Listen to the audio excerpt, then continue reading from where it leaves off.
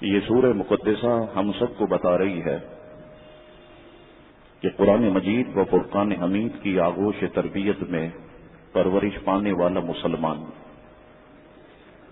حضور علیہ الصلوۃ والسلام کی غلامی کا پٹا اپنے گلے میں ڈالنے والا مسلمان، حضور علیہ الصلوۃ والسلام کے فرامین پر عمل کرنے والا مسلمان کن اوصاف اور کن خوبیوں کا جامع ہوتا ہے، یہ سورہ مقدسہ اسے بیان فرما رہی ہے۔ اس سورہ مقدسہ کا ابتدا ایک حسین جملے سے ہوتا ہے جو اس کی پہلی آیت میں موجود ہے۔ فرمایا گیا کہ چلیے میں نے آیتیں پڑھی ہیں اس کا ترجمہ پیش کرتا ہوا میں اس طرف آتا ہوں۔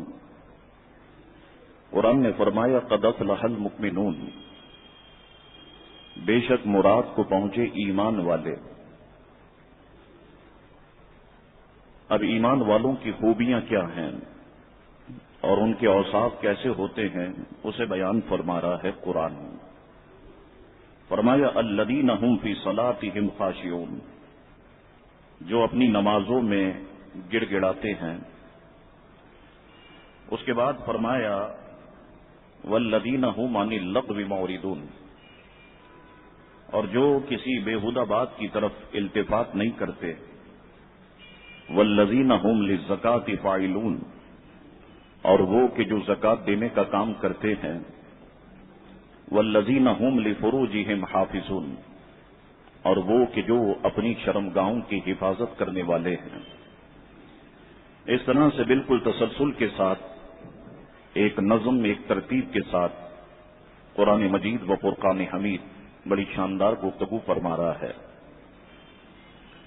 لیکن پہلی آیت مقدسہ کا یہ جملہ، یا یوں سمجھیے آپ کو سمجھانے کے لیے کہوں کہ مولا کائنات نے سب سے پہلے ایمان کو ذکر کیا۔ فرمایا قد افلح المؤمنون، کہ بے شک مراد کو پہنچے ایمان والے۔ اگر آپ کی توجہ رہے گی تو انشاءاللہ بہت کچھ آپ لے کے اٹھیں گے، کیونکہ قرآن کے انداز میں قرآن کی تفسیر کا ایک اپنا حسن ہے۔ فرمایا بے شک مراد کو پہنچے ایمان والے۔ اب مفسرین فرماتے ہیں کہ غور طلب بات ہے کہ قرآن نے پہلے ایمان کو بیان کیا، اس کے بعد اعمال صالحہ کو بیان کیا، کہ جو نمازوں میں گڑ گڑاتے ہیں، جو زکوٰۃ ادا کرتے ہیں، جو بےہودہ بات کی طرف التفات نہیں کرتے، جو اپنی شرمگاہوں کی حفاظت کرنے والے ہیں۔ فرماتے ہیں کہ یہ جملہ بڑا اہمیت کا حامل ہے کہ قرآن نے پہلے ایمان کو ذکر کیا، اس کے بعد اعمال صالحہ کو ذکر کیا۔ اس کی کیا وجہ ہے؟ فرماتے ہیں کہ بڑی آسان سی بات ہے کہ ایمان اصل ہے، ایمان بنیاد ہے، ایمان ہی فوز و فلاح، ایمان ہی پر فوز و فلاح اور نجات کا دار و مدار ہے۔ گویا کہ ایمان ہے تو سب کچھ ہے، اور ایمان نہیں ہے تو کچھ بھی نہیں ہے۔ اگر ایمان ہوگا تو یاد رکھو مسلمانوں کے پھر اعمال صالحہ بھی کام دیں گے، اگر ایمان نہیں ہوگا تو اعمال صالحہ بھی کسی کام کے نہیں ہیں۔ تو قرآن نے فرمایا قد افلح المؤمنون، بے شک مراد کو پہنچے ایمان والے۔ تو مفسرین فرماتے ہیں کہ بس اپنے ایمان کو مضبوط کرنے کی کوشش کرو، اور اپنے عقیدے اور اپنے ایمان کو مضبوط رکھنے کی کوشش کرو۔ اور یہ بات بالکل ٹھیک ہے مفسرین کی کہ واقعی اگر ایمان ہوگا تو اعمال صالحہ کام دیں گے، اگر ایمان نہیں ہوگا تو اعمال صالحہ کام نہیں دیں گے۔ میں بڑے آسان الفاظ میں سمجھاتا ہوں۔ مجھے بتائیے کہ ایک شخص دین کے راستے میں نکلتا ہے اور وہ دین کی تبلیغ کے لیے بڑی تکالیف اٹھاتا ہے، اور اپنی جیب سے پیسہ خرچ کر کے وہ تبلیغ کے لیے انڈیا بھی جا رہا ہے، کینیڈا بھی جا رہا ہے، جاپان بھی جا رہا ہے، امریکہ بھی گھوم رہا ہے اور دین کی تبلیغ میں وہ مصروف ہے، لیکن میں آپ سے یہاں کہوں کہ سب کچھ کر رہا ہے وہ دین کے لیے، لیکن ہے وہ بے ایمان، وہ مسلمان نہیں ہے۔ تو مجھے بتائیے کیا اس کی یہ تبلیغ اس کو فائدہ پہنچائے گی؟ کیا اس کی یہ باغ دوڑ اسے فائدہ پہنچائے گی؟ کیا جو وہ اپنی جیب سے پیسہ خرچ کر رہا ہے یہ پیسہ اسے فائدہ پہنچائے گا؟ نہیں پہنچائے گا۔ کیوں نہیں پہنچائے گا؟ اتنی محنت وہ کر رہا ہے، جدوجہد وہ کر رہا ہے، تو آپ کہیں گے شاہ صاحب بہت آسان سی بات ہے کہ اس کے دل میں ایمان نہیں ہے۔ اگر ایمان ہوتا تو یہ چیزیں اور یہ محنتیں اسے فائدے پہنچاتی، اب ایمان نہیں ہے تو یہ چیزیں اسے فائدہ نہیں پہنچائیں گی۔ دیکھیے، ایک کافر ہے، وہ غریبوں کی خدمت کے لیے ہاسپٹل بناتا ہے، مجھے بتائیے کیا یہ اس کا اسپتال بنانا روز قیامت اسے کام آئے گا؟ وہ غریبوں کے لیے سڑکیں بناتا ہے، کیا سڑکیں بنانا اس کا روز قیامت کام آئے گا؟ وہ غریبوں کا علاج کراتا ہے، کیا یہ علاج کرانا روز قیامت نیکی بن کے اس کے نامہ اعمال میں شامل ہوگا؟ نہیں ہوگا۔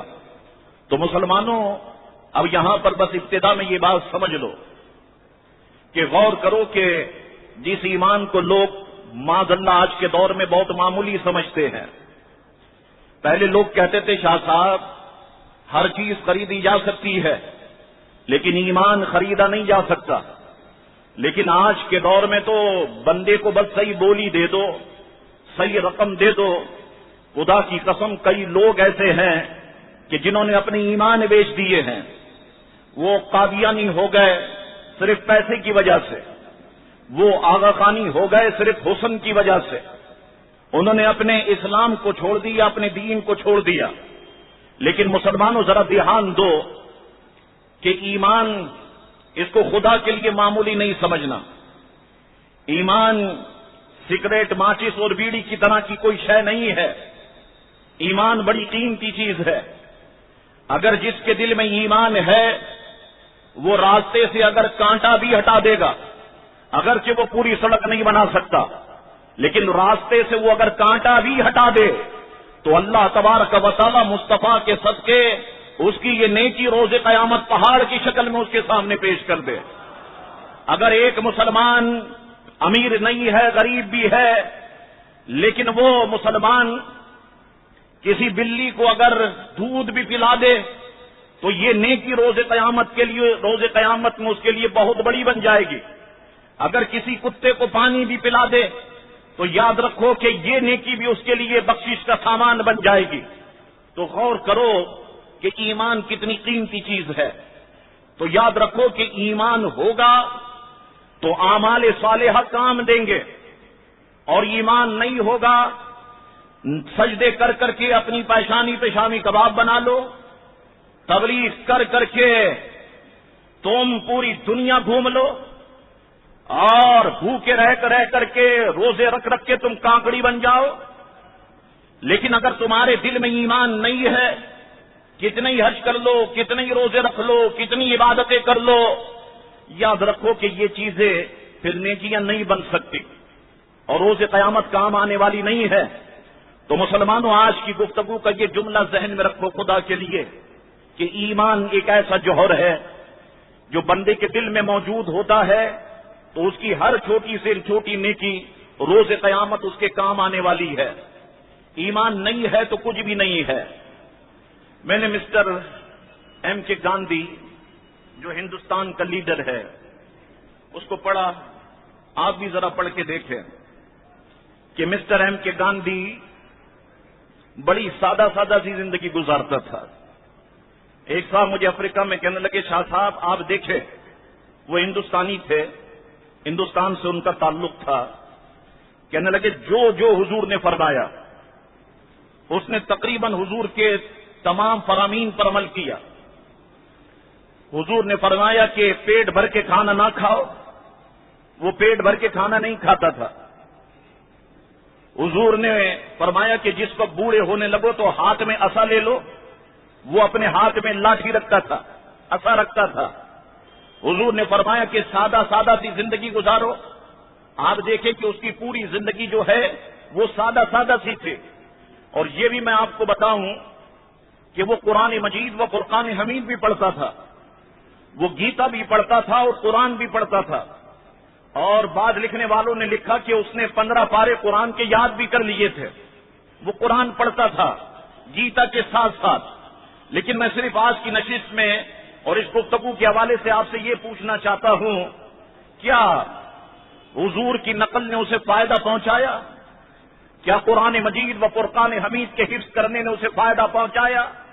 کیا قرآن مجید و فرقان حمید کی تلاوت نے اسے فائدہ پہنچایا؟ نہیں پہنچایا۔ کیوں نہیں پہنچایا؟ اس لیے نہیں پہنچایا کہ اس کے دل میں ایمان نہیں تھا۔ اگر ایمان ہوتا تو یقیناً یہ چیزیں اسے فائدہ پہنچاتی۔ ایمان نہیں تھا تو یہ چیز اسے فائدہ نہیں پہنچاتی۔ ہاں یاد رکھو، اگر وہ جس وقت یہ پڑھ لیتا دل کی گہرائیوں سے لا الہ الا اللہ محمد الرسول اللہ، تو یقیناً مسلمانوں یہ کلمہ خوبصورت ایسا ہے کہ اس کی یہ نیکیاں یقیناً اس کے لیے اعمال صالحہ بن جاتی اور اسے جنتی بنا دیتی، کیونکہ حضور رسالت مآب صلی اللہ تعالی علیہ وسلم نے ارشاد فرمایا، بڑی خوبصورت حدیث حضور کی، حضور نے فرمایا جس شخص نے توحید اور رسالت کی گواہی دی اور جس شخص نے گویا پڑھ لیا لا الہ الا اللہ محمد الرسول اللہ، حضور نے فرمایا اللہ اس پر دوزخ کی آنکھ کو حرام فرما دیتا ہے اور وہ جنتی ہے، اور وہ جنتی ہے۔ تو اب پہلی گفتگو کا یہ پہلا نقطہ کہ ایمان اگر ہے تو اعمال صالحہ کام دیں گے، اور اگر ایمان نہیں ہے کتنی نیکیاں کر دو کوئی نیکی بھی کام نہیں آئے گی، ایک بات۔ اب دوسری بات یہ ذہن میں رکھو کہ ہو سکتا ہے کوئی یہ پوچھے کہ ایمان کیا ہے، ایمان کس چیز کا نام ہے؟ اگر آپ سے یہ سوال کرے تو اس حوالے سے میں 2 باتیں بیان کروں گا اور بہت آسان کر کے بیان کرتا ہوں۔ پہلی ایک علمی بات جو ذہن میں رہنی چاہیے، دونوں باتیں اہمیت کی حامل ہیں، لیکن یہ بھی ذہن میں رہنی چاہیے کہ اہل علم فرماتے ہیں ایمان نام ہے یقین کا، ایمان نام ہے تصدیق قلبی کا، یعنی دل سے اللہ کی توحید پر ایمان، دل سے رسول خدا صلی اللہ علیہ وسلم پر ایمان، دل سے حضور کی رسالت کی گواہی، حضور کے ختم نبوت پر ایمان، تمام انبیاء و مرسلین پر ایمان، حشر و نشر پر ایمان، روز قیامت پر ایمان، مرنے کے بعد جی اٹھنے پر یقین اس کا ہونا، فرشتوں پر اس کا یقین ہو، عذاب قبر پر اس کا یقین ہو، قرآن مجید و فرقان حمید پر اس کا یقین ہو۔ قرآن کے 30 پارے ہیں، ذہن میں رکھو 30 پارے۔ کوئی اگر یہ کہے کہ 40 سے 10 بکری کھا گئی تو اس کا مطلب یہ ہے کہ وہ اللہ پر الزام لگا رہا ہے، وہ رسول اللہ علیہ السلام پر معاذ اللہ الزام لگا رہا ہے۔ قرآن کے 30 پاروں پر یقین، تمام ضروریات دین پر یقین رکھنا، ان حقائق کے خلاف اس کے دل میں کوئی وہم بھی نہیں ہونا چاہیے۔ اللہ ایک ہے، یقین کامل ہونا چاہیے۔ حضور آخری نبی ہے، یقین کامل ہونا چاہیے۔ قرآن اللہ کی کتاب ہے، یقین کامل ہونا چاہیے۔ قرآن کے پورے 30 پارے ہیں، یقین کامل ہونا چاہیے۔ فرماتے وہم بھی نہ گزرے اس کے دل میں کہ معاذ اللہ پتہ نہیں اللہ ہے بھی یا نہیں، معاذ اللہ قرآن کے پتہ نہیں 30 پارے ہے بھی یا نہیں، معاذ اللہ پتہ نہیں حضور اللہ کے آخری نبی ہیں بھی یا نہیں۔ کئی مولوی لوگ ایسے ہی تو اپنے ممبر پر جو ہے وہ گفتگو نہیں شروع کر دیتے، نہیں، وہم اس کے دل میں نہ ہو، یقین ہو، اور ان حقائق کے خلاف فرماتے اس کے دل میں وہم بھی نہ گزرے۔ اس یقین اور تصدیق قلبی کے بعد اب جب بھی وہ کوئی نیک کام کرے گا، علماء فرماتے وہ اعمال صالحہ بن جائیں گے اور اس کے کام آئیں گے۔ ابھی یقین اس کے دل میں پیدا ہو گیا، اللہ وحدہ لا شریک ہے، حضور آخری نبی ہے، تمام نبیوں اور رسولوں پر اس کا ایمان ہے، 30 پاروں پر اس کا ایمان ہے۔ اب راستے میں سے اگر کانٹا بھی ہٹا دے گا یہ نیکی بن جائے گا، راستے میں سے پتھر بھی ہٹا دے گا یہ نیکی بن جائے گا، ایک غریب کو صرف 4 آنے بھی دے دے گا یہ نیکی بن جائے گی۔ تو فرماتے ہیں کہ اب یہ یقین ہو گیا، اب اعمال صالحہ جو ہے وہ اس کے کام آئیں گے۔ اب اس کے بعد فرماتے ہیں بڑی اہم بات فرماتے، یاد رکھو مسلمانوں کہ ایمان ایک ایسا یقین ہے کہ جو ہر وقت مومن کے دل میں قائم رہتا ہے اور کبھی مومن سے جدا نہیں ہوتا۔ کیا مطلب اس کا؟ اس کا آسان مطلب یہ ہے کہ مسلمان اگر جاگ رہا ہے مسلمان ہے، مسلمان اگر سو رہا ہے تو مسلمان ہے، مسلمان اگر سفر میں ہے تو مسلمان ہے، مسلمان اگر حضر میں ہے تو مسلمان ہے، مسلمان بیوی بچوں کے درمیان ہے تو مسلمان ہے، مسلمان باہر نکل کر کاروباری دنیا میں ہے تو وہ مسلمان ہے۔ اللہ اکبر فرماتے ایمان ایسا یقین ہے جو ہر وقت مومن کے ساتھ رہتا ہے، اس کے دل میں رہتا ہے۔ اب یہ بات سمجھنا بڑی نازک ہے۔ فرماتے ہیں برخلاف اعمال صالحہ کے عمل وقتی ہوتا ہے، ایمان ہر وقت مومن کے قلب میں موجود ہے، لیکن عمل وقتی ہوتا ہے، وقت گزرنے کے بعد وہ عمل قائم نہیں رہتا۔ مثلا میں آپ کو بتاؤں کہ جس وقت ہم نماز میں ہوتے ہیں تو جب تک نماز میں ہے نماز کا عمل قائم ہے، ہم نے سلام پھیر دیا، ہم نماز سے نکل گئے، اب وہ عمل ختم۔ اسی طرح روزے کی حالت میں جب تک ہے وہ عمل قائم ہے، روزہ توڑ لیا یا روزہ افطار کر لیا وہ عمل ختم۔ جب تک ہم زکات دے رہے ہیں، یہ پیسے نکالے یہ غریب تک دے رہے ہیں، یہ عمل قائم ہے، غریب کو دے دیا زکات ادا ہو گئی وہ عمل ختم۔ اسی طریقے سے حج ہے یا عمرہ ہے، جب تک وہ ارکان مخصوصہ ہم کر رہے ہیں وہ عمل قائم ہے، اور جب ختم ہو گیا تو یاد رکھو کہ وہ عمل ختم۔ جب تک نماز میں ہے نماز ہے، جب تک روزے کی حالت میں ہے روزہ ہے، جب تک حج کے ایام اور وہ مخصوص ایام ہم گزار رہے ہیں احرام باندھ کر کے تو حج ہے۔ فرماتے اتنی بات سمجھ لینے کے بعد اب یہ بات ذہن میں رکھو کہ جو شخص بے ایمان ہے وہ مجرم ہے، اور جو شخص بے عمل ہے وہ بھی مجرم ہے۔ اب یہ بات سمجھنا، جو شخص کافر ہے، مشرک ہے، بے ایمان ہے وہ بھی مجرم ہے، اور جو شخص کلمہ تو پڑھتا ہے، مسلمان تو کہتا ہے لیکن بے عمل ہے، نماز نہیں رکھتا اور نماز نہیں پڑھتا، روزے نہیں رکھ رہا، حج نہیں کر رہا، فرماتے یہ بھی مجرم ہے، دونوں کو سزائیں ملیں گی۔ مگر فرماتے ہیں کہ یاد رکھو کہ دونوں کی سزاؤں میں فرق ہے، سزاوار دونوں ہیں لیکن دونوں کی سزاؤں میں فرق ہے۔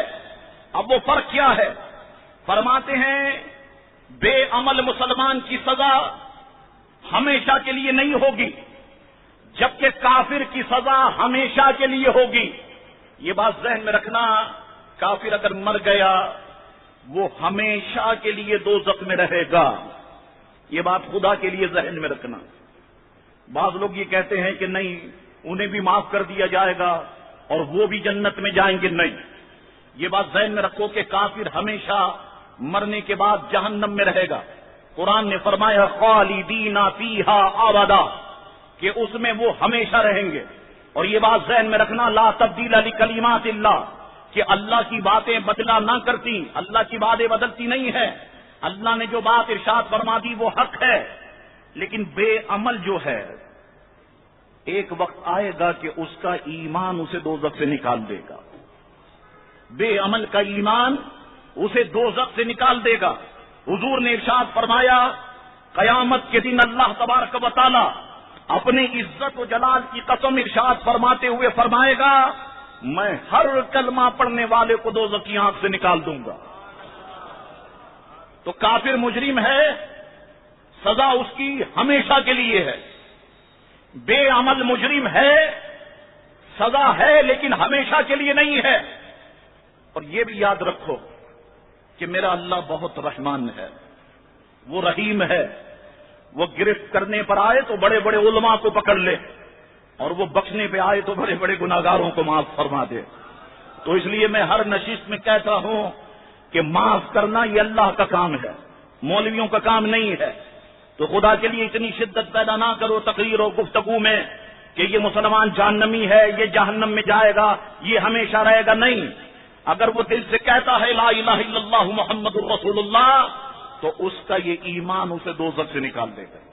میں نے حضور کا ارشاد پیش کر دیا اور اللہ تبارک و تعالی کا یہ ارشاد جو حضور نے ارشاد فرمایا وہ پیش کر دیا، تو اب اس کا مطلب یہ ہوا کہ ایمان ہی باعث نجات ہے۔ اگر ایمان ہوگا تو نجات ہوگی، اگر ایمان نہیں ہوگا تو نجات نہیں ہوگی۔ تو ایمان نام ہے تصدیق قلبی کا، کہ دل کے ساتھ اللہ کی توحید، حضور کی رسالت اور ساری چیزوں پہ ایمان رکھنا جو ضروریات دین میں سے ہیں۔ ٹھیک ہے، آؤ صوفیہ کی دنیا میں لے کے چلتا ہے۔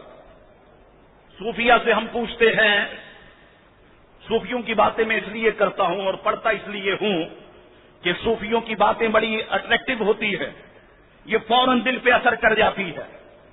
اور کوئی چھولے بیچنے والا بھی ہو، کوئی جاہل سے جاہل نہیں کہوں گا، ان پڑھ سے ان پڑھ آدمی بھی ہو، وہ صوفیوں کی باتوں کو سمجھ جاتا ہے۔ صوفیہ فرماتے ہیں گویا کہ اگر یہ بات پھر بھی علماء کی کسی کے سمجھ میں نہ آئی ہو تو ہم آسان کر دیتے ہیں، سب کی سمجھ میں آ جائے گی۔ فرماتے سنو، ایمان نام ہے مدینے والے مصطفیٰ صلی اللہ علیہ وسلم کی محبت کا۔ اگر حضور کی محبت ہے تو ایمان ہے، اگر حضور کی محبت نہیں ہے تو ایمان بھی نہیں ہے۔ عن انس قال قال رسول اللہ صلی اللہ علیہ وسلم لا یؤمن احدکم حتی اکون احب الیہ من والدہ وولدہ ونفسہ والناس اجمعین۔ اس بھرے مجمع میں اگر کوئی عالم ہو تو شک میں مبتلا نہ پڑے۔ میں نے والنفسی کے الفاظ طبرانی سے لیے ہیں۔ حضرت انس فرماتے ہیں کہ حضور نے فرمایا کہ تم میں کا کوئی بھی شخص اس وقت کامل مومن نہیں ہو سکتا جب تک کہ میں مصطفیٰ محبوب نہ ہو جاؤں۔ تمہارے ماں باپ سے، تمہاری اولاد سے، تمہاری جانوں سے، تمہارے نفس سے، سب سے زیادہ جب تک میں مصطفیٰ محبوب نہ ہو جاؤں کسی کا ایمان مکمل نہیں ہو سکتا۔ تو مطلب یہ کہ اگر حضور کی محبت ہے تو ایمان ہے، اگر حضور کی محبت نہیں ہے تو یاد رکھو کہ ایمان نہیں ہے۔ ایمان نام ہے حضور کی محبت کا۔ اب یہ بات دوبارہ کہہ رہا ہوں میں، ایمان نام ہے حضور کی محبت کا۔ اب آپ سے بلواتا ہوں میں، مجھے کہو، بتاؤ مجھے ایمان کس چیز کا نام ہے؟ حضور کی محبت کا۔ ہو سکتا ہے کوئی 24 نمبری سیٹ یہاں بیٹھا ہو اور دکان پہ جانے کے بعد وہ ملازموں سے کہے دیکھو تمہیں جمعہ پڑھانے لے گیا میں میمن مسجد مسلح الدین گارڈن، وہ شاہ صاحب کے بیٹے تقریر کر رہے تھے اور انہوں نے کہا کہ ایمان نام ہے حضور کی محبت کا۔ ٹھیک ہے، یہ جتنے تمہارے مولوی ہیں یہ سب بس انشن حادثے ہیں۔ دیکھو میں تمہیں قرآن سناتا ہوں، قرآن دکھاتا ہوں، اور پھر وہ قرآن کھول لے آپ کے سامنے اور کہے دیکھو یہ قرآن کی آیت، والذین آمنوا اشد حبا للہ، کہ ایمان نام ہے اللہ کی محبت کا۔ اور جہاں ہم جمعہ پڑھنے گئے مولوی صاحب نے کہا ایمان نام ہے حضور کی محبت کا۔ اب تم بتاؤ کہ قرآن ٹھیک ہے یا ان کی بات ٹھیک ہے؟ تو جس کی تربیت نہیں ہوئی ہوگی جس سنی کی، وہ کہے گا جھانسے میں آ جائے گا، کہے گا ہاں سے سب آپ ٹھیک کہہ رہے ہیں، جو قرآن ہے وہ بالکل حق ہے کہ واقعی ایمان نام ہے اللہ کی محبت کا۔ دوستو یاد رکھو میری اس بات کو کہ یہ فرق کرنے والی بات وہی کرے گا کہ جسے کبھی دامن رسول کی ہوا نہ چھوئی ہو، جس نے کبھی بغداد کے غوث اعظم کا نام نہ پکارا ہو، جس کی نسبت کبھی غریب نواز سے نہ ہوئی ہو۔ یہ فرق کرنے والی بات وہی کرے گا۔ ذہن میں رکھو کہ فرق وہ لوگ کرتے ہیں کہ جو اللہ اور اس کے رسول کی محبت کو الگ الگ سمجھتے ہیں۔ حالانکہ قرآن واضح طور پہ فرماتا ہے قل ان کنتم تحبون اللہ فاتبعونی یحببکم اللہ۔ پیارے مصطفیٰ، جس نے تجھ سے محبت کی اس نے اللہ سے محبت کی، جس نے تیری اطاعت کی اس نے اللہ کی اطاعت کی، جس نے تیری فرما برداری کی اس نے اللہ کی فرما برداری کی، اور جس نے تجھ سے بغاوت کی اس نے اللہ سے بغاوت کی۔ تو یہ فرق کرنے والی بات وہی کرے گا جس کے گلے میں غلامی رسول کا پٹا نہ ہوگا۔ سنی کبھی یہ بات نہیں کہہ سکتا کہ حضور کی محبت اور اللہ کی محبت میں کبھی فرق نہیں کر سکتا، اور جو لوگ حضور کی محبت میں اور اللہ کی محبت میں فرق کرتے ہیں، ان کی مثال اس بہنگے طالب علم کی ہے کہ میں نے دور طالب علم میں اس واقعے کو پڑھا تھا. کہتے ہیں کہ ایک استاد کے کئی طالب علم تھے. ایک دن سارے طالب علم کسی کام سے چلے گئے، ایک طالب علم رہ گیا اور وہ بہنگا تھا، یعنی اس کی ایک آنکھ دبی ہوئی تھی. آپ اس آنکھ کو کبھی دبا کے دیکھیں، یہاں سے ہر چیز آپ کو دو دکھائی دے گی. استاد محترم نے کہا تم میرے کمرے میں جاؤ تو تمہیں وہاں پر آئینہ رکھا ہوا دکھائی دے گا. جاؤ مجھے امامہ باندھنا ہے، اپنی داڑھی درست کرنی ہے، آئینہ لے کے آؤ، شیشہ لے کر کے آؤ.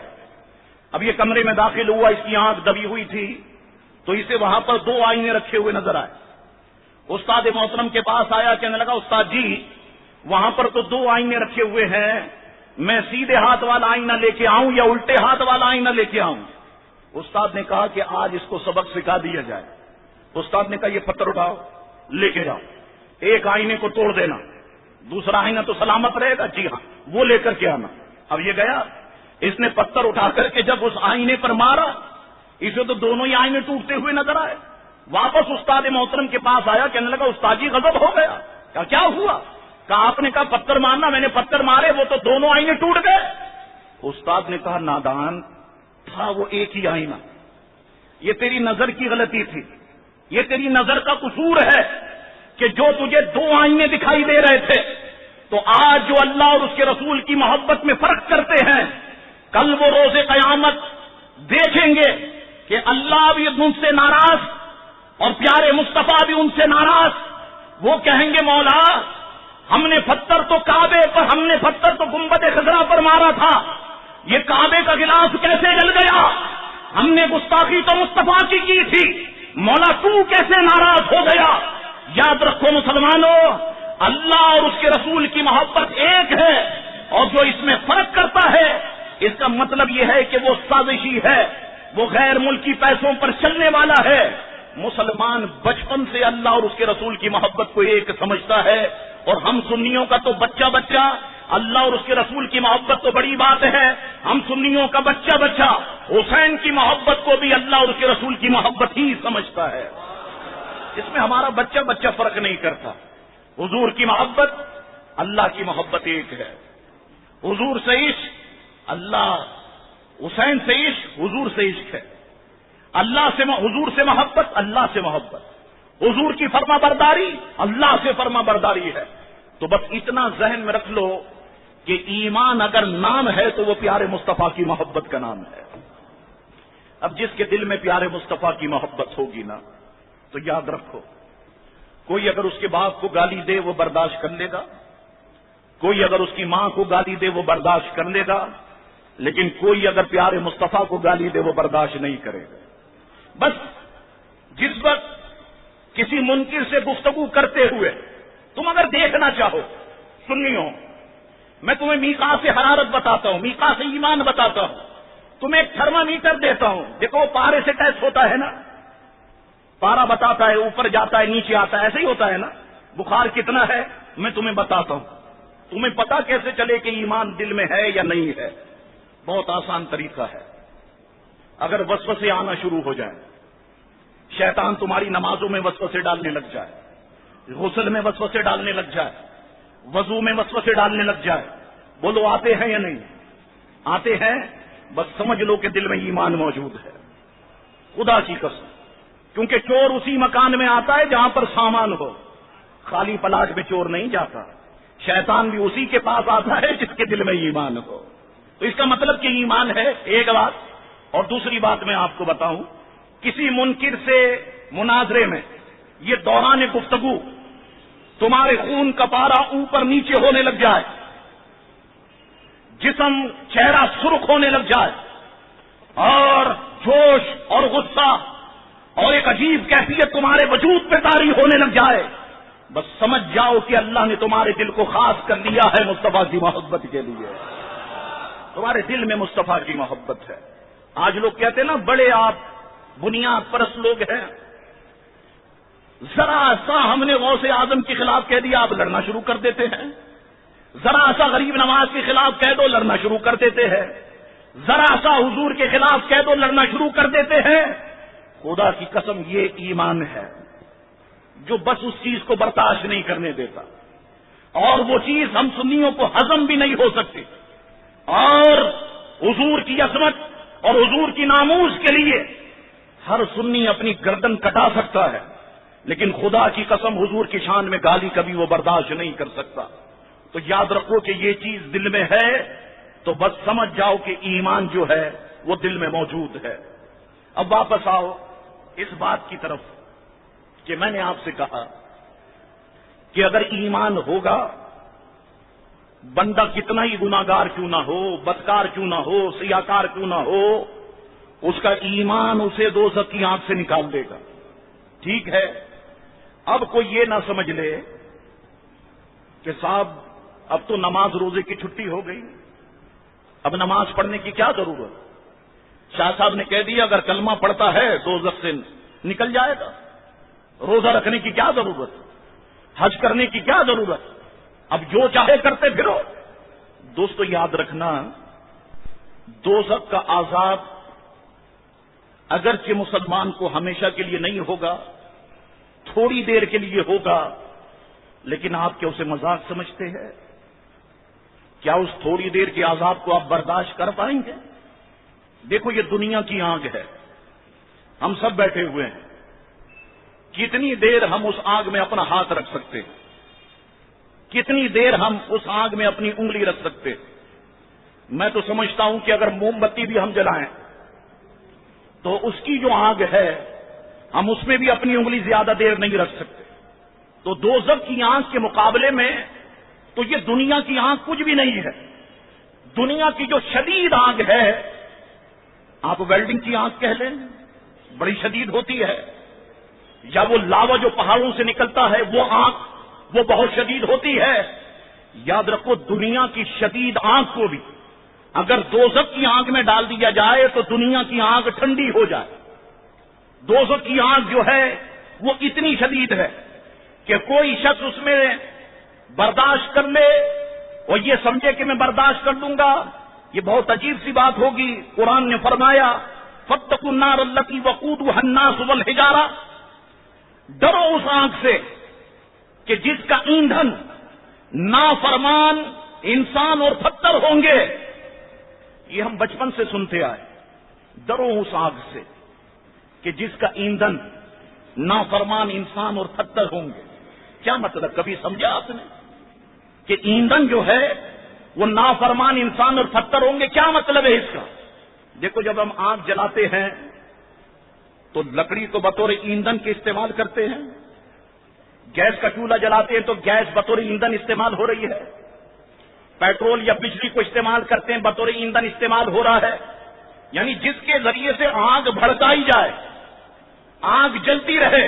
تو کیا مطلب ہوا اس کا کہ دوزخ کی آگ جو بھڑکائی جائے گی وہ نافرمان انسانوں کے ذریعے سے بھڑکائی جائے گی، یہ ایندھن بنیں گے اس کا، یہ پتھر ایندھن بنیں گے اس کا۔ تو فرمایا کہ جس کا ایندھن نافرمان انسان اور پتھر ہوں گے، اور پتھر سے مراد وہ پتھر ہیں کہ جن کی مورتیاں بنا کر لوگ جنہیں سجدہ کرتے ہیں اور جنہیں خدا سمجھتے ہیں، وہ سب کے سب جو ہے وہ دوزخ کی آگ میں جھونک دیے جائیں گے۔ مفسرین فرماتے ہیں مسلمانوں بڑا ہولناک منظر ہوگا۔ فرماتے وہ وقت آئے گا کہ سورج سر پہ کھڑا کر دیا جائے گا، سر کے اوپر کھڑا کر دیا جائے گا۔ ابھی تو یہ سورج اور 900 اور کتنے کروڑ میل دور ہے ہم سے، تو جس وقت یہ اپنی تپش دکھاتا ہے تو آپ دیکھیں ایک ہفتے پہلے ہم سب کی حالت کیا تھی، کیا ہمارا جسم بالکل دھڑک رہا تھا کس طریقے سے، اور یہ سورج جب بالکل سر کے اوپر کھڑا کر دیا جائے گا اس وقت ہم سب کے جسموں کا کیا حال ہوگا۔ مفسرین فرماتے اسے سامنے رکھو، فرماتے ایک تو سورج اور دوسرا فرماتے کہ زمین پگھلے ہوئے تانبے کی طرح سے ہو جائے گی، پگھلے ہوئے تانبے کی طرح سے، سر پر کوئی سایہ نہیں ہوگا، منافقوں اور بے دینوں کے بدنوں سے بے حد پسینہ جاری ہوگا، پسینہ ہی پسینہ، منافق اور بے دین دونوں کے جسموں سے پسینہ ہی پسینہ جاری ہو جائے گا. فرماتے مفسرین کہ اس وقت رحمت حق کا سایہ اگر ہوگا تو صرف مسلمانوں پر ہوگا, مومنوں پر ہوگا. اور اس وقت نیکوں کو اور بروں کو الگ الگ کر دیا جائے گا. اور اللہ تعالی ارشاد فرمائے گا, اے مجرموں, یہ دنیا نہیں ہے, آج دنیا کی طرح کا دن نہیں ہے کہ تم میرے پیاروں سے ملے جلے رہو, بلکہ الگ الگ ہو جاؤ. مفسرین فرماتے چنانچہ گناہگاروں کا ہر فرقہ الگ الگ کر دیا جائے گا. کیا مطلب اس کا؟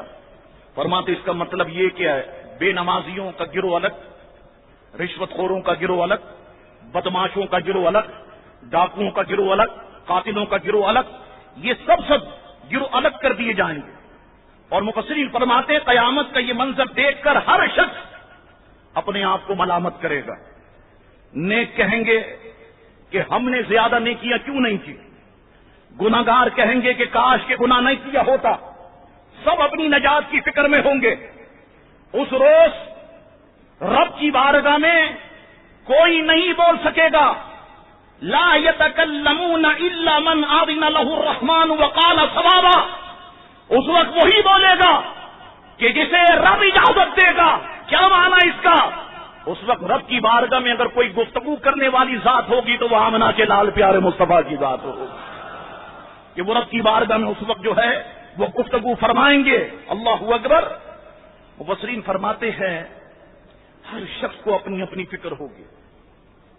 اس وقت لوگ چاہیں گے, دیکھو آج ہم سب یہ چاہتے ہیں نا, ہماری بیویوں کو کوئی تکلیف نہ ہو, ہمارے بچوں کو کوئی تکلیف نہ ہو, ہمارے ماں باپ کو کوئی تکلیف نہ ہو. ہم سب یہی چاہتے ہیں نا. محنت کرتے ہیں, یہاں پر آپ کاروبار کرنے آتے ہیں, گھنٹوں لائٹ نہیں ہوتی, آپ بیٹھے رہتے ہیں. چلو ہم تکلیف برداشت کر لیں, ہمارے بچوں کو تکلیف نہ ہو. اس وقت کیا ہوگا؟ فرماتے اس وقت لوگ چاہیں گے کہ اللہ ہماری اولاد ہم سے لے لے, ہمارے گھر والے ہم اس سے لے لے, اور اللہ تعالی ہمیں اپنے عذاب سے بچا لے. اس وقت لوگ یہ خواہش کریں گے کہ اللہ اپنے عذاب سے بچا لے.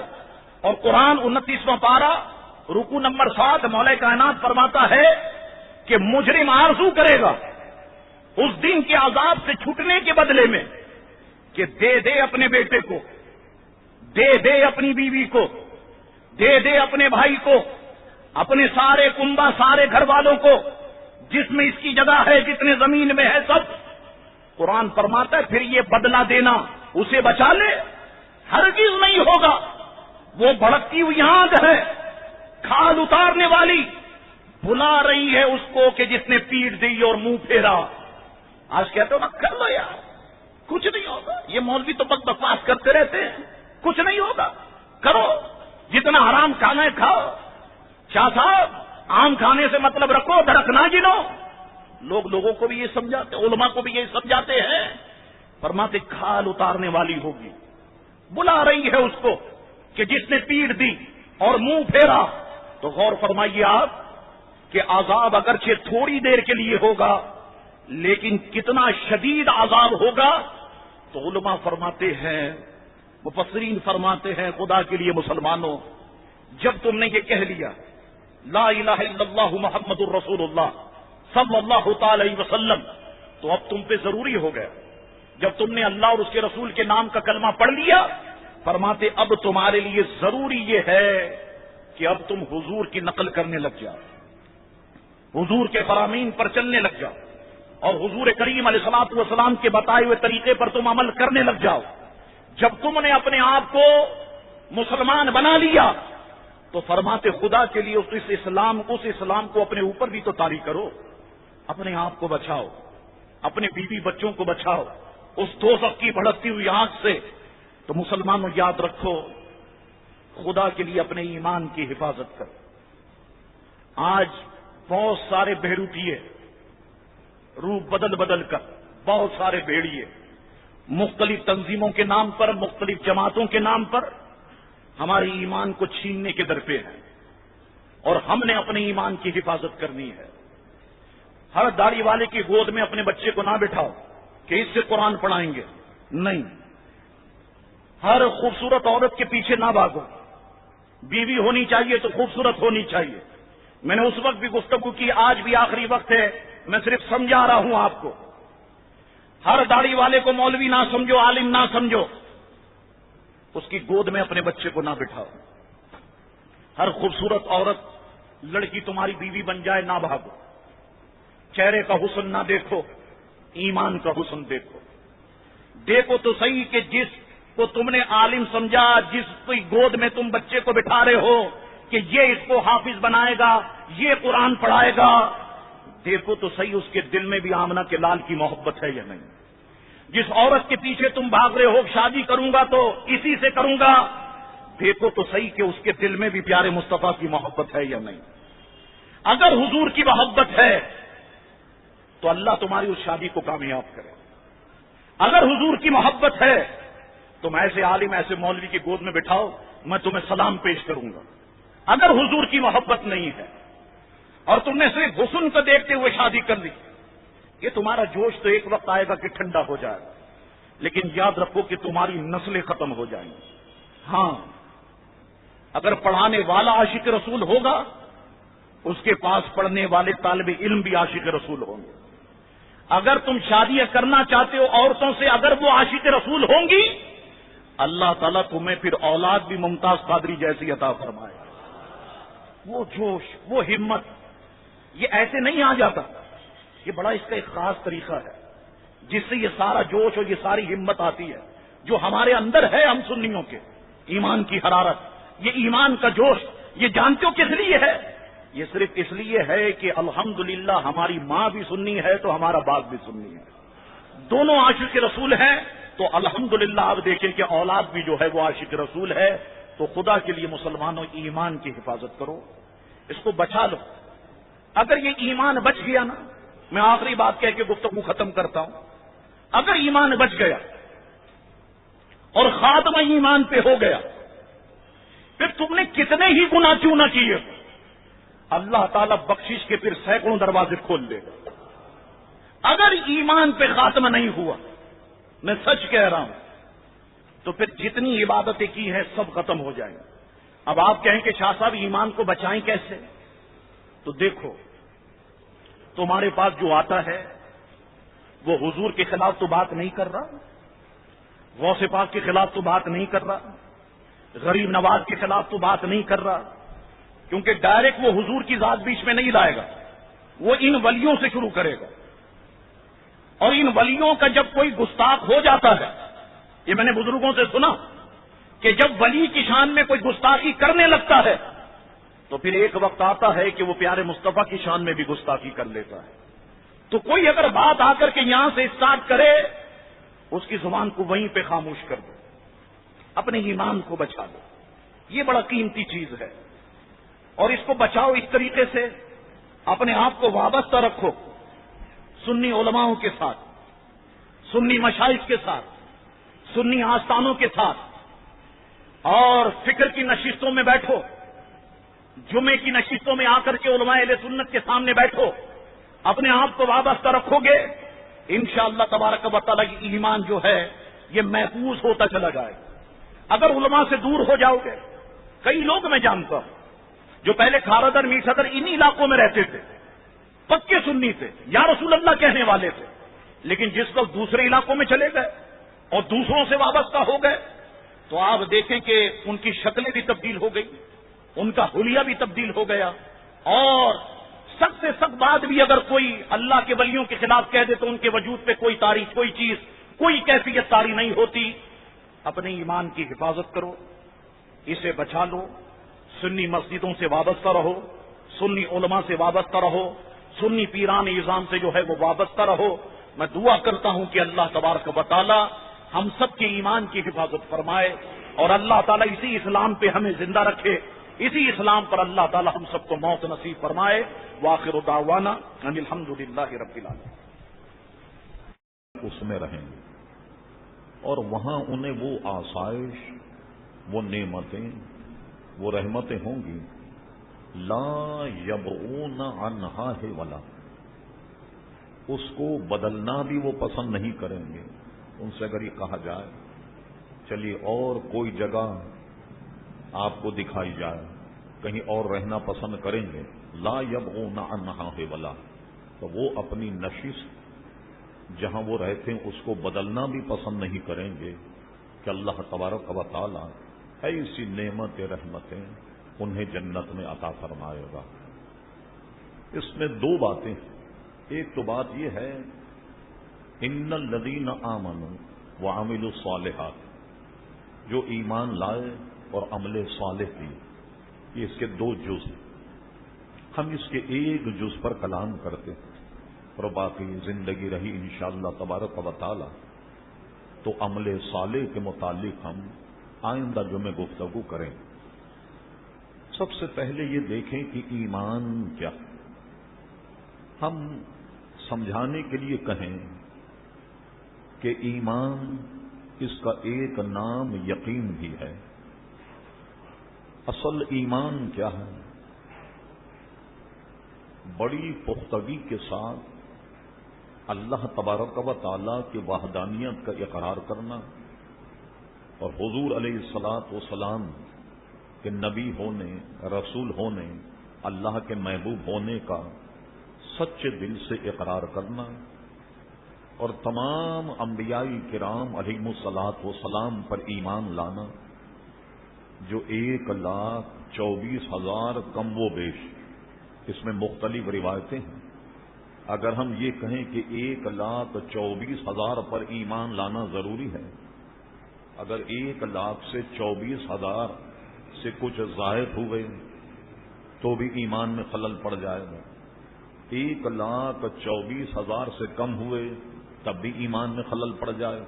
اس لیے ہمارے علماء نے محتاط زبان یہ استعمال کی کہ 1,24,000 کم و بیش، اگر اس سے زیادہ ہیں تو بھی ہم ایمان لائیں، اگر اس سے کم ہیں تب بھی ہم ایمان لائیں۔ ہرچند کہ ہم قرآن مجید فرقان حمید پر عمل کرتے ہیں، لیکن ہم اسے بھی حق سمجھتے ہیں کہ اس سے پہلے جتنی بھی کتب سماوی ہیں یا صحف ہیں ان سب پر بھی ہم ایمان لائیں، اگرچہ اس میں کچھ رد و بدل، بلکہ بے شمار رد و بدل لوگوں نے کر دیا زمانے اور ادوار کے اعتبار سے۔ یہ قرآن کا معجزہ ہے کہ اس میں کوئی تبدیلی آج تک ہو نہیں سکی، لیکن دوسری تمام کتابوں میں تبدیلیاں ہو گئیں۔ تبدیلی کا انداز تو آپ دیکھیں کہ محققین کہتے ہیں ہر 5 سال 10 سال کے بعد کی آپ اٹھا کر انجیل دیکھیں، صرف 5 اور 10 سال ہی میں کچھ نہ کچھ تبدیلی ہو جاتی، اس لیے اس میں اتنا ہم قائل کہ وہ اللہ تبارک و تعالیٰ کی کتاب ہے، لیکن وہ محفوظ نہیں ہے، ایک الگ۔ لیکن ہم ایمان لاتے ہیں کتب سوامی پر، آخرت کے دن پر، اچھی بری تقدیر پر کہ وہ اللہ تبارک و تعالیٰ کی طرف سے ہے، اور فرشتوں پر، اور مرنے کا بعد جی اٹھنے پر۔ یہ تو عموماً اتنی باتیں اس لیے ذکر کی جاتی ہیں کہ ساری باتیں اسی کے ضمن میں آ جاتی۔ جب ہم یہ کہتے ہیں کہ اللہ اس کے رسول پر ایمان لائے تو یہ ساری تفصیل آ جائے گی، پھر اللہ اس کے رسول نے جو کچھ بھی کہا، جو کچھ بھی فرمایا، وہ بھی ایمان میں داخل ہے۔ اس لیے اس میں ایک بہت بڑی تفصیل ہے، اور اس کا ماحصل یہ ہے کہ تمام ضروریات دین پر ایمان لانا، جو بھی دین میں ضروری مسائل اور معاملات ان پر ایمان لانا، یہ مسائل ان گنت ہیں کہ اسے تفصیلاً بیان نہیں کیا جا سکتا، مگر سب پر ایمان لانا۔ لیکن ایمان لانے کے لیے تو یہ ہے کہ تمام ضروریات پر ایمان لائے، لیکن ایمان سے نکلنے کے لیے خدا نہ خواستہ کوئی مرتد یا بے ایمان ہو جائے تو ضروریات دین میں سے کسی ایک کا بھی انکار کرے تو کافر ہو جائے گا، کسی ایک چیز کا بھی انکار کرے ضروریات دین میں سے تو وہ دائرہ اسلام سے خارج ہو جائے گا۔ ایمان لانے کی ضروری کہ تمام ضروریات دین جو ہیں ان پر ایمان لایا جائے، لیکن ایسا نہیں کہ تمام ضروریات دین کا انکار کرے تو تب وہ مرتد ہوگا، نہیں، بلکہ ایک بھی کسی اہم مسئلے کا انکار کر دے ضروریات دین میں سے تو ایسا آدمی دائرہ اسلام سے خارج ہو جائے گا۔ اب آئیے کچھ ہم کتاب الایمان احادیث مقدسہ سے کچھ اس پر بیان کرتے. صاحب مشکات نے سب سے پہلے باب قائم کیا کتاب الایمان، اور کتاب الایمان میں سب سے پہلے حدیث حضرت عمر ابن خطاب رضی اللہ عنہ جس کے راوی، پہلی حدیث اس نے یہ بیان کی کہ حضرت عمر رضی اللہ عنہ فرماتے کہ گویا ایک دن ہم حضور کے محفل میں بیٹھے، ہم نے ایک شخص کو دیکھا کہ وہ آیا اور نہایت حسین اور جمیل، کالے بالوں والا اور بہت ہی سفید قسم کے کپڑے پہنا ہوا، لیکن قرائن سے تو ایسا لگتا ہے کہیں سے آیا، مگر اس کے ساتھ کوئی بستہ، کوئی بستر، کوئی ایسی چیز نہیں، بغیر کسی کے آ گیا. اور آنے کے بعد حضور کی خدمت میں وہ بیٹھ گیا سلام کر کے. اور بیٹھا بھی کیسے؟ عام طریقے سے صحابہ کرام ایک فاصلے پر بیٹھا کرتے، وہ آن کر کے حضور سے گھٹنوں سے گھٹنے ملا کر کے بیٹھ گیا، جیسے اتحیات میں بیٹھتے ہیں ایسے ادب سے بیٹھ گیا، گھٹنوں سے گھٹنے ملا لیے. اور اس کے بعد اس نے کچھ سوالات کی. ایک سوال اس نے یہ کیا، یا رسول اللہ صلی اللہ علیہ وسلم، آپ مجھے اسلام کی حقیقت بیان کی. آپ نے فرمایا اسلام یہ ہے کہ تو اللہ کی گواہی دے اور اس کے رسول کی گواہی دے، اور 5 وقت نماز پڑھ اور زکات دے، روزے رکھ، اگر زیادہ راہ ہو یعنی اگر گنجائش ہے آنے جانے کی تو حج بھی تجھ پہ فرض ہے کہ حج کرنا. اب یہ تمام باتیں جب حضور نے بیان فرمائی تو اس نے کہا بالکل آپ نے سچ کہا، بالکل آپ نے سچ کہا. کیا مطلب؟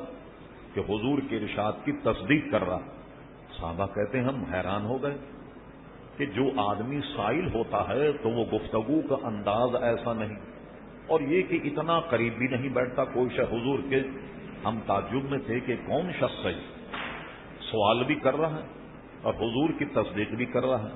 پھر اس کے بعد اس نے کہا یا رسول اللہ صلی اللہ علیہ وسلم، آپ کچھ ایمان کی حقیقت بیان فرمائی. پھر حضور نے فرمایا ایمان یہ ہے کہ اللہ پر ایمان لا، اس کے رسول اور اس کے رسولوں پر ایمان لا، فرشتوں پر ایمان لا، پچھلی ساری کتابوں پر ایمان لا، اچھی اور بری تقدیر پر ایمان لا کہ وہ اللہ تبارک و تعالیٰ کی طرف سے ہے، اور قیامت میں جی اٹھنے پر ایمان لا. جب حضور نے کوئی تفصیل بیان تب بھی اس نے یہ کہا کہ بالکل سچ ہے، آپ نے جو کچھ فرمایا وہ بالکل سچ ہے. پھر اس کے بعد فرمایا، اس نے کہا اب آپ مجھے یہ بتائیے کہ احسان کیا ہے، احسان کی حقیقت کیا ہے. آپ نے ارشاد فرمایا احسان یہ ہے. اس پر ہم نے ایک مکمل باب باندھ کر گزشتہ 2-1 سال میں گفتگو کی ہے. تو کہا احسان ہم اور آپ یہ سمجھتے ہیں کہ کسی کو برے وقت میں مدد کر دینا یہ احسان ہے، آڑے وقت میں کچھ کام آ جائیں یہ احسان، کسی بھوکے کو کھانا کھلا دینا یہ احسان ہے. امت ہم اس اچھے برتاؤ کو بھی احسان کہتے، مگر احسان کا ایک معنی کیا ہے؟ حضور علیہ السلام نے فرمایا احسان یہ ہے کہ جب تو اللہ کی عبادت کرے، یہ نہیں نماز پڑھے، تو یہ سمجھ لے کہ تو اللہ تبارک و تعالیٰ کو دیکھ رہا ہے. ایسے عبادت کر جیسے تو اللہ تبارک و تعالیٰ کو دیکھ رہا. فرمایا اچھا اگر ایسا نہیں تو یہ ضرور ہے کہ وہ تجھے ضرور دیکھ رہا ہے. اگر یہ بات نماز میں پیدا ہو جائے کہ اللہ تبارک و تعالیٰ ہمیں دیکھ رہا ہے، اور جب ہم دیکھ رہے اس منصب پر ہم نہیں، تو یہ تو کر سکتے ہیں ہم کہ اللہ تبارک و تعالیٰ دیکھ رہا. جب یہ بات ہمارے ذہنوں میں عقل میں بیٹھ جائے کہ کوئی ہمیں دیکھ رہا ہے، اللہ تبارک و تعالیٰ کا دیکھ رہا ہے، تو آدمی سے نمازیں نہیں چھوٹیں گی، روزے نہیں چھوٹیں گے، جھوٹ نہیں بولے گا، دغا نہیں کرے گا، گناہ نہیں کرے گا کہ اللہ دیکھ رہا ہے. یہی بات ہمارے ذہنوں سے نکل گئی. حالانکہ یہ دوسری بات ہے کہ یہ سمجھ کہ اللہ تبارک و تعالیٰ تجھے دیکھ رہا ہے تو بھی ایمان کے درجے میں ہے، یہ بھی ہمارے ذہن میں نہیں. اسی لیے بلا تکلف ہم گناہ کرتے ہیں. گناہ کرتے وقت ہمارے ذہن میں یہ بات آتی بھی نہیں کہ اللہ تبارک و تعالیٰ جو ہے وہ ہمیں دیکھ رہا ہے. پھر اس کے بعد چونکہ اس میں لفظ آیا قیامت کے دن جی اٹھنے پر ایمان لا، پھر اس سائل نے پوچھا اچھا یہ بتائیے کہ قیامت کے متعلق کچھ بتائیے کہ قیامت کب آئے گی؟ حضور علیہ السلام نے فرمایا قیامت کا علم میں تم سے زیادہ نہیں جانتا۔ کیا مطلب ہوا اس کا کہ قیامت جب آئے گی تم بھی جانتے ہو کہ کب آئے گی اور میں بھی جانتا ہوں کہ کب آئے گی، جتنا تم جانتے ہو تم سے زیادہ میں نہیں جانتا، ہم دونوں کو پتا ہے کہ قیامت کب آئے۔ حضور نے گریز کیا، ورنہ فرماتے کہ اتنے سالوں میں آئے گی، اتنا وقت ہوگا وغیرہ وغیرہ۔ اگر آپ کو یاد ہو جو مسلسل تقریریں سنتے ہیں، ہم نے قیامت کی نشانیوں پر تقریر کر کے کئی شواہد جو حضور علیہ السلام نے بیان کیے ان کو ہم نے آپ کی خدمت میں رکھا۔ بعض کا اندازہ تھا امام جلال الدین سیوطی رحمت اللہ تعالی علیہ کا کہ شاید اپنا حساب انہوں نے لگا کر کہا 13ویں صدی کے قریب قیامت آ جائے گی اور دنیا تباہ ہو جائے گی، لیکن ان کا یہ حساب درست نہ نکلا۔ اعلی حضرت فاضل بریلوی نے اپنے ملفوظات میں اس کا کہیں علامتوں کا ذکر کیا، اس میں ایک یہ ہے کہ سین جب شین میں داخل ہوگا تو قیامت آئے گی۔ اس کی توجہ علماء یہ کہتے ہیں کہ شین سے مراد شام ہے اور سین سے مراد ایک بادشاہ تھا سلیم جس نے شام کو فتح کیا، تو سین شین میں داخل ہو گیا تو یہ بھی قرب قیامت کی ایک نشانیوں میں سے ہے وغیرہ وغیرہ۔ اور پھر اعلی حضرت کا تخمینہ یہ ہے، یہ بھی تخمینہ ہے کہ تقریباً یہ دنیا 19ویں صدی تک برقرار رہے گی اور اس کے بعد ساری اسلامی حکومتیں ختم ہو جائیں گی، اور اس کے بعد میں کیا ہوگا، پورے دنیا میں کفر پھیل جائے گا اور اس کے بعد اللہ تبارک و تعالی قیامت نافذ کر دے گا۔ مگر یہ بھی ایک حساب، اور اس میں اعلی حضرت فاضل بریلوی حضرت محی الدین عربی کے کچھ اقوال سے استدلال کیا، اور محی الدین نے اپنے عربی جو کش کے بادشاہ مانے جاتے تھے کہ تاریخ اور دن پر امام اہل سنت کہتے ہیں کہ یہ خانہ خالی چھوڑ دیا، یہ نہیں بتایا کہ کون سا سن ہوگا، کون سی ہجری ہوگی۔ البتہ حدیث شریف میں جمعے کا دن تو متعین کہ جمعے جب قیامت آئے گی تو جمعے کا دن ہوگا۔ یہ سب قیامت کی نشانیوں میں سے کہ جن کو ہم نے شاید 3 قسطوں میں اسے بیان کیا جو ہمارے بیانات میں آپ سن سکتے ہیں۔ ذرا یہاں اختصار کرنا، چونکہ اس میں آیا قیامت کے جی اٹھنے پر ایمان لا۔ وہ سائل نے پوچھا اچھا یہ بتائیے قیامت کب آئے؟ انہوں نے کہا قیامت کا علم سائل سے زیادہ میں نہیں جانتا، تم بھی جانتے ہو کب آئی، میں بھی جانتا ہوں کہ کب آئی۔ انہوں نے کہا اچھا تو پھر آپ ایسا کریں کوئی قیامت کی علامت اور نشانی بیان فرما دیں۔ حضور علیہ السلام نے علامات قیامت بیان فرمایا کہ جو گھٹیا قسم کے لوگ ہیں، جو پھٹے پرانے کپڑے جوتے پہننے والے، جو یعنی معاشرے میں سب سے گویا کم ترین قسم کے لوگ ہوں گے، وہ بڑے بڑے محلوں میں پہنچ جائیں گے، اور محلوں میں پہنچنے کے بعد اپنی بلڈنگ اپنے محلوں میں رہنے میں فخر حاصل کریں گے۔ اللہ اکبر۔ اور ایک علامت اس کی یہ ہے کہ لونڈی اپنے آقا کو جنے گی، لونڈی اپنے آقا کو جنے گی۔ کیا مطلب ہوا اس کا؟ شرائع حدیث کہتے ہیں اس کا مطلب یہ ہے کہ لونڈی اپنے آقا کو جنے گی تو جتنے آقا ہیں وہ کسی نہ کسی سے تو جنے گا، مگر اس میں بطور خاص یہ بتایا گیا کہ لونڈی اپنے آقا کو جنے گی کا مطلب یہ ہے کہ ماں باپ سے لوگ ایسا سلوک کریں گے جیسے لونڈی اور غلاموں سے کیا جاتا، اپنی ماں سے ایسے مخاطب ہوں گے جیسے لونڈی اور نوکرانی کو مخاطب کیا جاتا، اپنے باپ سے ایسے مخاطب ہوں گے جیسے کہ گویا کسی نوکر سے مخاطب ہوا جاتا۔ یہ وہ چیزیں ہیں کہ یہ پائی جائیں تو سمجھ لینا کہ قیامت قریب ہے، اور اس کی بے شمار نشانیاں ہیں جو کتب احادیث میں عزیزان گرامی علامات قیامت کے ساتھ اس میں موجود ہیں۔ شاہ رفیع الدین محدث دہلوی نے بھی ایک ضخیم رسالہ علامات قیامت پر لکھا۔ ہندوستان کے ایک بہت بڑے عالم دین علامہ عبد المصطفیٰ اعظمی رحمت اللہ تعالی جو بڑے محدث تھے ہندوستان کے، انہوں نے بھی اس پر ایک کتاب لکھی، اور جگہ جگہ یہ احادیث مقدسہ کتابوں میں ملتے ہیں۔ غرض یہ کہ اس حدیث شریف کو صاحب مشکات جو ہیں وہ پہلی یعنی باب میں اور پہلی حدیث انہوں نے یہ بیان کی، اس کے بعد ایک پورا باب نکلتا۔ اللہ تبارک و تعالی کی ذات پر آدمی کو ایسا یقین ہونا چاہیے کہ جو غیر متزلزل، یہ میں چیدہ باتیں تیار کرنا، اور حضور علیہ السلام جو اسی باب میں حدیثیں ہیں، فرما ایمان کی علامت یہ ہے کہ جب وہ کافر سے مسلمان ہو گیا، الحمدللہ ہم تو مسلمان پیدا ہو، لیکن کفر میں جانے کو، دوبارہ اپنے مذہب میں جانے، کوئی عیسائی ہے دوبارہ سوچے میں عیسائی بن جاؤں، یہودی مسلمان ہو گیا وہ دوبارہ یہودی بن جائے، دوسرے مذہب میں جانے کو اتنا برا سمجھے کہ جیسے آگ میں جلنا، آدمی کوئی آگ میں جلنے کو پسند نہیں کرتا، یہ بھی ایک ہے۔ اور ایک ایمان کی علامت کیا بیان کری، اب ہم ایمان ہی پر کلام کریں۔ ایمان کی ایک علامت یہ ہے، یہ بھی کتاب الایمان صحیح ستہ میں حدیث شریف موجود ہے کہ ایمان یہ ہے جب کوئی برائی کرتے ہوئے دیکھو تو ایمان کا پہلا درجہ یہ ہے کہ اس کو بالجبر پکڑ لو ہاتھ سے، گناہ نہ کرنے، اس پر ہم اور آپ قدرت نہیں رکھتے، گناہ کرتے میں کیسے پکڑیں گے، مشکل ہے ہمارے لیے، یہ تو آقا ہمارے ذہنوں کو جانتے تھے صلی اللہ علیہ وسلم۔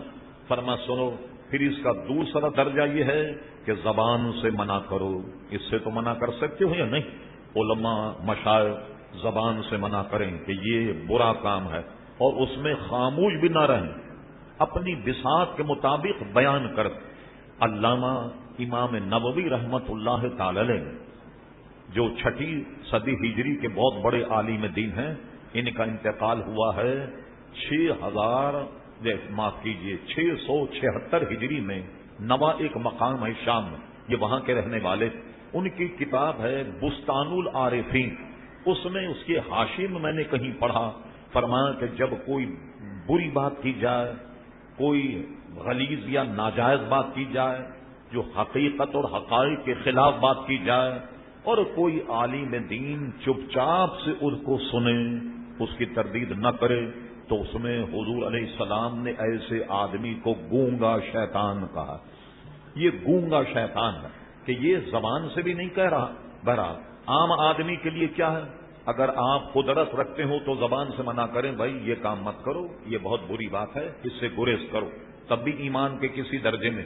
لیکن آخری میں ایمان کا درجہ یہ ہے، تب بھی آدمی کا ایمان محفوظ رہے گا، اور وہ ایمان یہ ہے کہ جب کوئی برائی کرتے ہوئے دیکھو تو زبان پر اختیار نہیں رکھتے، ہاتھ سے پکڑ کر اس کا ازالہ کرنے کا آپ اب نہیں رکھتے، طاقت زبان سے کہنے کی طاقت بھی نہیں رکھتے کہ بہت بڑا فتنہ اور فساد پیدا ہو جائے گا میری وجہ سے۔ تو ایمان کا پھر درجہ یہ ہے کہ اس کو دل سے برا جانو۔ اگر کسی نے کسی برائی کو دل سے بھی برا نہیں جانا، دل میں بھی اس کے خلاف کوئی نفرت نہ ہو، پھر سمجھ لو کہ اس کے دل میں ایمان نہیں ہے۔ اسی کو ایک حدیث میں فرمایا کہ کسی شخص میں رائی کے دانے کے برابر بھی ایمان اگر ہوگا، تمام عذاب سے بھگتنے کے بعد یقیناً اس کی نجات ہو جائے، لیکن کوئی شخص اگر برائی کو دل سے بھی برا نہیں جانتا، اس کا مطلب یہ دونوں حدیثوں کو ملا کر یہ ہوا کہ گویا اس میں رائی کے دانے کے برابر بھی ایمان نہیں۔ جب رائی کے دانے کے برابر بھی ایمان نہیں ہوگا، اب وہ ایسا شخص قابل نجات کیسے ہوگا؟ پھر اللہ تبارک و تعالی سارے احکامات اور سب اللہ تبارک و تعالی کے ماننے میں تو کوئی اختلاف نہیں۔ جتنے بھی مسلمانوں کے مقاصد فکر جو اپنے آپ کو مسلمان کہلاتے ہیں، اللہ تبارک و تعالیٰ کو سب مانتے ہیں، لیکن ہم جس دور سے گزر رہے ہیں اس میں نبی کریم صلی اللہ علیہ وسلم کی عزت اور ناموس پر اہل سنت و جماعت کا سارے ان مکتب فکر جو ہیں ان سے عزیزان گرامی جھگڑا ہے۔ اللہ اکبر۔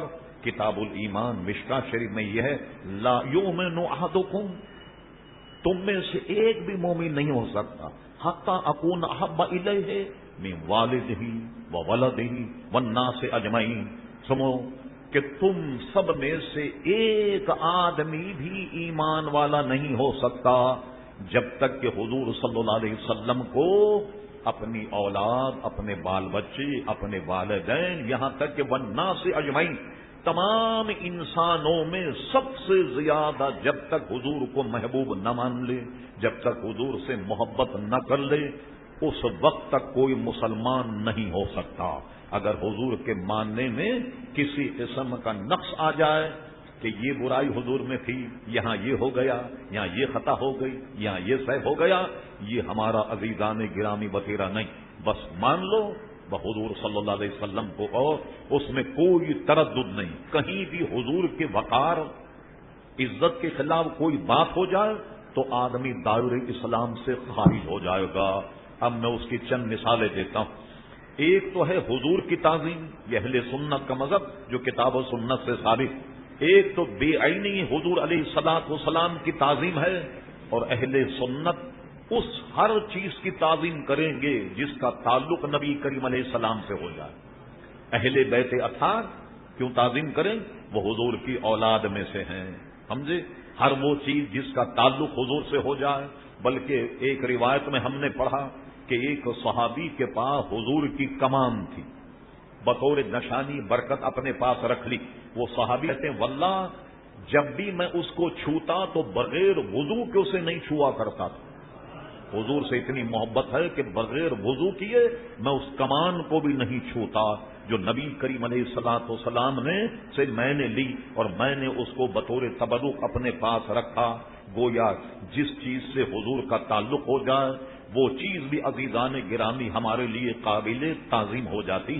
اور اس پر آئیے کہ من والدی ولدی والناس اجمعین، اپنے بال بچوں سے، اپنے اہل، اپنی اولاد، سب سے زیادہ جب تک حضور سے محبت نہیں کرتا اس وقت تک کامل مومن جو ہے وہ نہیں ہو سکتا۔ حدیث شریف میں حضرت عمر فاروق کا واقعہ، حضرت عمر فاروق رضی اللہ عنہ حضور کی خدمت میں آئے، کچھ مذاکرہ ہوا تو کہا حضور میں سب سے زیادہ آپ کو محبوب سمجھتا ہوں سوائے اپنی جان، اپنی جان کے علاوہ ساری چیزوں سے آپ کو میں محبوب سمجھتا ہوں۔ حضور نے فرمایا عمر ابھی بھی پکے مومن نہیں ہوئے، اس لیے کہ ایک حدیث شریف میں والدی ولدی والناس اجمعین میں ایک جملہ یہ ہے کہ وہ نفس ہی اپنی جان سے زیادہ حضور کو محبوب جانے۔ تو حضور نے فرمایا عمر ابھی تم پکے مومن نہیں ہوئے۔ تو حضرت عمر فاروق رضی اللہ عنہ نے کیا کہا؟ اسی وقت یہ کہا تو حضور میں اپنے اہل و عیال، اپنے بال بچے، اپنے والدین، یہاں تک کہ میں آپ کو اپنی جان سے بھی زیادہ چاہتا ہوں۔ فرمایا عمر اب تم پکے مومن ہو گئے۔ تو کب مومن ہوگا؟ جب تک اپنی جان سے زیادہ نبی کریم علیہ الصلوۃ والسلام سے محبت نہ کرے۔ اور اس کی میں سینکڑوں مثالیں دوں جس کا کہ اس وقت گنجائش وقت میں نہیں، کہ جنگوں میں دیکھیے مختلف غزووں میں کہ صحابہ کرام حضور علیہ السلام کے خصوصاً غزوہ احد حضور کے سامنے کھڑے ہو گئے، کسی نے سینے پہ تیر کھایا، کسی نے پشت پر تیر کھایا، تاکہ نبی کریم علیہ الصلوۃ والسلام کو کسی قسم کی اذیت نہ ہو۔ یہ محبت کا عالم۔ ایک مرتبہ یہ ہوا کہ جنگ احد میں آپ جانتے ہیں کچھ نہ کچھ شکلیں ایک دوسرے سے ملتی بھی ہوتی ہیں۔ حضور کے کچھ صحابی تھے، کچھ شکل و شباہت میں حضور علیہ السلام سے کچھ ہم شکل، وہ اس جنگ میں شہید ہو گئے۔ تو خبر اڑ گئی کہ حضور علیہ الصلوۃ والسلام شہید ہو گئے۔ صحابہ کرام کے ہاتھ پیر پھول گئے، لوگ جن کے لیے لڑ رہے تھے وہی شہید ہو گئے۔ مگر بعد میں انکشاف ہوا، یہ خبر کسی طرح مدینہ شریف میں پہنچ گئی کہ حضور علیہ السلام شہید ہو گئے۔ ایک کوہرام مچ گیا۔ بعد میں خبر آئی کہ نہیں، حضور علیہ الصلوۃ والسلام تو بقید حیات، حضور علیہ السلام شہید نہیں ہوئے۔ اس غزوے کے بعد بہت نامساعد حالات، حضور علیہ السلام 3 دن وہاں قیام فرماتے، اور 3 دن قیام کرنے کے بعد جب چلے، بڑا مشہور واقعہ حدیث میں ہے کہ ایک خاتون آن کر راستے میں کھڑی ہو گئی۔ جب لوگ جانے لگے تو وہ کسی نے کہا اے عورت تیرے بیٹے شہید ہو گئے۔ انہوں نے کہا ہو جانے دو، یہ بتاؤ کہ مصطفیٰ کیسے؟ کسی نے کہا تیرا شوہر قتل ہو گیا، کہا ہو جانے دو، یہ بتاؤ کہ حضور کیسے؟ کسی نے آن کر کہا تیرے بھائی شہید ہو گئے، کہا ہو جانے دو، یہ بتاؤ کہ حضور کیسے؟ جب تک حضور علیہ السلام تشریف نہیں لائے، آنکھ بھر کر اس خاتون نے حضور علیہ السلام کو نہ دیکھ لیا، اس وقت تک چین، سکون اور قلب کی طمانینت نہیں ہوئی۔ آپ نے کس قدر محبت کرتے ہیں؟ یہ ایمان کی عزیزان گرامی علامت۔ میں نے ایک حدیث شریف میں حضرت ابو سلمہ جو ام سلمہ کے شوہر، ان کا میں نے ایک واقعہ پڑھا۔ یہ ام سلمہ، یہ ام المومنین، 4 ہجری میں جب حضرت ابو سلمہ شہید ہو گئے، ابو سلمہ کے شہید ہونے کے بعد ام سلمہ سے حضور علیہ السلام کا نکاح ہوا۔ ان کا واقعہ یہ ہے، یہ جب ہجرت کرنے کے لیے نکلے، اپنا اسباب سواری پر لاد لیا، ان کا ایک بچہ تھا سلمہ، اس کو بھی لے لیا، اپنی بیوی کو بھی لیا، اور لینے کے بعد جب ہجرت کرنے لگے تو ام سلمہ کے قبیلے والے آ گئے. انہوں نے کہا کہاں جا رہے؟ کہا میں ہجرت کر رہا ہوں، حضور علیہ السلام کی طرف جا رہا ہوں. فرمایا تمہاری بیوی ہمارے برادری، ہجرت تمہیں کرنی، ہم اپنی بچی کو کیوں بھیجیں؟ اتارو، ہم ان کو نہیں جانے دیں. ابو سلمہ نے اتار دیا اور کہا یہ بچہ بھی ہمارا، اس کو بھی چھوڑ، اور یہ مال اسباب تم نے یہاں سے کمایا، یہ سب تمہیں چھوڑ کے جانا ہوگا جب تم مدینے شریف جا سکو. آپ حیران ہوں گے سن کے، ایسے موقع پر تو آدمی اپنے بال بچوں کے ساتھ رہنا پسند کرتا ہے، مال اسباب کو بھی بچا لے. چلو کسی مناسب وقت پر میں ہجرت کر لوں گا، لیکن اندازہ لگائیے حضور علیہ السلام پر شیدائی کا عالم اور ایمان. حضور علیہ السلام کے یہ غلام جو تھے، انہوں نے کیا کیا؟ کہا یہ سامان یہ تم سنبھالو، یہ بچہ یہ بیوی یہ تم سنبھالو، یہ رکھو اپنے قبیلے میں حضور کی طرف ہجرت کرنا. اپنے بچے کو بھی چھوڑ دیا، مال اسباب کو بھی چھوڑ دیا، اپنی بیوی کو بھی چھوڑ دیا، اس لیے کہ وہ اپنے قبیلے میں، حالانکہ جانے کے لیے تیار، مگر چھوڑ دیا، قبیلے والوں نے جانے نہیں دیا. اور اس کے بعد ہجرت کر گئے. ہجرت کرنے کے بعد ابو سلمہ بغیر بال بچوں اسباب کے مدینے شریف پہنچ گئے.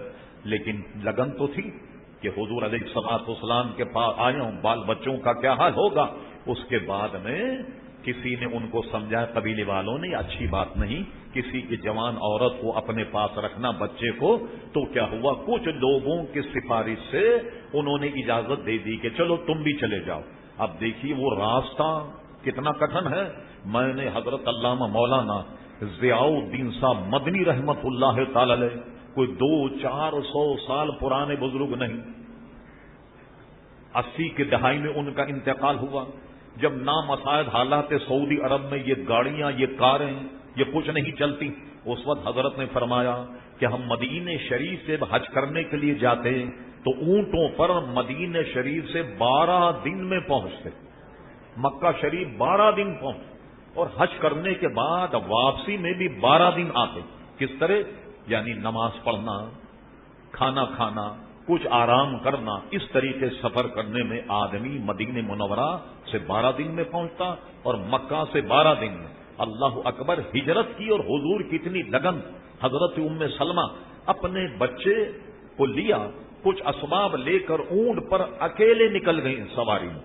جب بیاباں جنگل میں پہنچی تو وہاں ان کو مل گئے جو ابو سلمہ کے دوست تھے مگر مسلمان ابھی نہیں ہوئے، حضرت عثمان ابن طلحہ. وہ مل گئے. انہوں نے دیکھ کر کے کہا تم اکیلی کہاں جا رہے؟ کہا مدینہ شریف جا رہے ہیں اپنے آقا سے ملنے کے لیے. کہا یہ کیسے ہو سکتا، ایک عورت اکیلے سفر کرے اور اس کے ساتھ بچہ ہو، یہ کیسے ہو سکتا؟